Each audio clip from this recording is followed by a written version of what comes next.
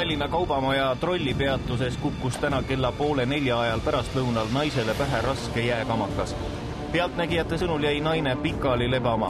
Otseselt ma ei näinudki seda hetke, kui see juhtus. Ma nägin, kui kiirabi politsei tuli ja siis ma läksin sinna vaatama ja ma nägin, et tüdruk oli pikali maas. Ja mina nagu mingit liikumist nagu ei näinudki, et täitsa oli vist kas veri jooksis?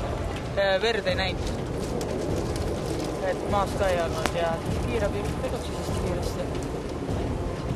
Ma arvan, et ta ei olnud teadusel. Mulle tundus.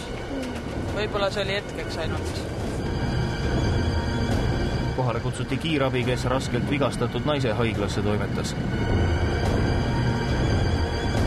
Sündmuskohal olid ka munitsipaalpolitseinikud, kes üritasid majaomanikuga kontakti saada. Vastavalt seadusele saab hooletut majaomanikku nüüd selle õnnetuse eest isegi kriminaalkorras karistada.